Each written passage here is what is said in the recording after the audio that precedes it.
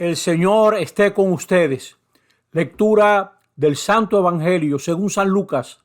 Una vez Jesús estaba orando solo, en presencia de sus discípulos, les preguntó: ¿quién dice la gente que soy yo? Ellos contestaron: unos que Juan el Bautista, otros que Elías, otros dicen que ha vuelto a la vida uno de los antiguos profetas. Él les preguntó: ¿y ustedes?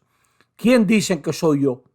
Pedro tomó la palabra y dijo: el Mesías de Dios. Él les prohibió terminantemente decírselo a nadie y añadió: el Hijo del Hombre tiene que padecer mucho, ser desechado por los ancianos, sumos sacerdotes y escribas, ser ejecutado y resucitar al tercer día. Y dirigiéndose a todos dijo: el que quiera seguirme, que se niegue a sí mismo, cargue con su cruz cada día y venga conmigo. Pues el que quiera salvar su vida, la perderá. Pero el que pierda su vida por mi causa, la salvará. Palabra del Señor. Estamos en este domingo 12 del tiempo ordinario y vemos a Jesús reunido con sus discípulos, que se interesa por lo que dice la gente sobre él. No es que Jesús esté chequeando a ver cómo está su popularidad. Lo que quiere hacer consciente a los discípulos de cómo la gente fabrica su idea del Mesías, su idea del hombre decisivo que viene de la parte de Dios a traer una novedad que va a cambiar la historia y cambia los corazones. El Mesías. Nosotros pertenecemos a una cultura un poquito desesperada que ya no espera nada, pero aquellos hombres y mujeres esperaban al Mesías y fabricaban su idea de Mesías con lo que habían conocido, los profetas, la figura de Juan el Bautista, el gran Elías. Todo aquello tenía que ver con acciones deslumbrantes y ellos con eso pintaban su idea del Mesías. Pero eso no basta para explicar lo que verdaderamente viene de la parte de Dios para transformar la historia. Luego les pregunta por lo que piensan ellos, y eso es importante también para nosotros, porque nosotros no podemos ser cristianos que se limitan a repetir lo que dice la gente.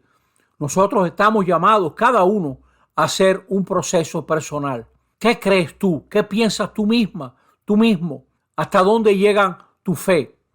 Y finalmente Pedro, inspirado por Dios, le dice a Jesús: tú eres el Mesías. Jesús no es el Mesías porque Pedro lo diga, sino porque Dios así se lo ha inspirado. Y eso quiere decir que Pedro tiene que hacer una reflexión rápida, porque Jesús no va a ser Mesías como Pedro a lo mejor pensaría. Sabe Dios qué meta Pedro detrás de esa idea. Y rápidamente Jesús le explica que él va a enfrentar el rechazo, que él va a enfrentar la condena injusta de parte de autoridades reconocidas. Seguimos a un hombre que fue cuestionado, que fue rechazado por las autoridades más válidas del pueblo de Israel. Y es bueno ser consciente de eso. Es bueno que nosotros seamos conscientes de que la primera comunidad encontró en Jesús un camino de unidad, la oportunidad de la unidad de aquel mundo tan dividido como el nuestro. Había divisiones entre el que era judío y el que no era judío, entre el hombre y la mujer, entre el libre y el esclavo, entre el que había fracasado para siempre y el que parecía tener un éxito incontrolable.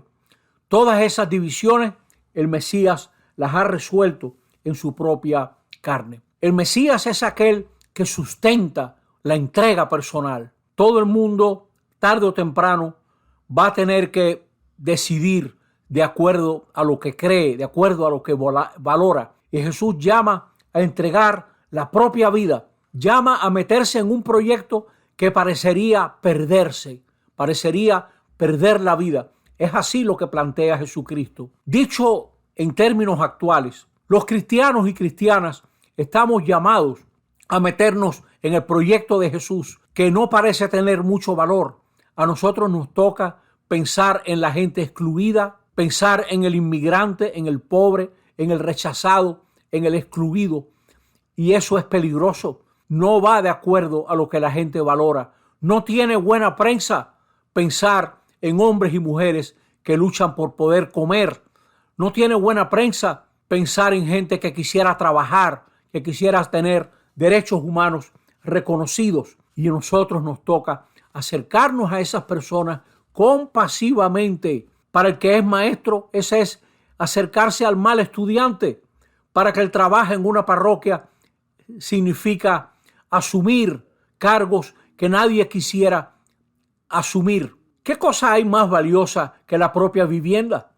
¿Qué cosa hay de inversión mayor a veces que un apartamento? Usted podrá creer que la gente es tan egoísta que nadie quiere ser encargado de las reuniones entre los condómines, entre los dueños de un apartamento, porque somos así de egoístas. Prefieren que el mantenimiento esté malo, que la planta se dañe y nadie lo arregle, a tener que andar preocupándose si fulano pagó o no pagó, si las cosas se están llevando bien, porque así somos de egoísta.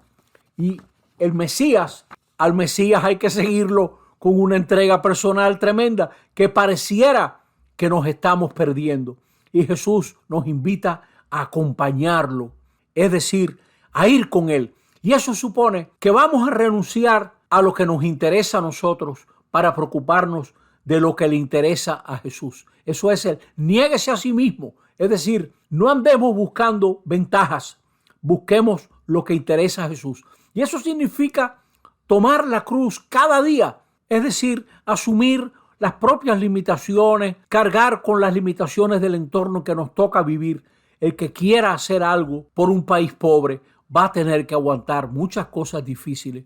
El que quiera ser empresario, profesional, negociante de una manera nueva, metido en este lío en el que nosotros estamos, va a pasar muchas dificultades. Pero Jesús nos llama a eso, a jugarnos la vida, a apostar la plena vida a lo que Él le apuesta. Porque Él dice que el que pierda su vida por mi causa, la salvará.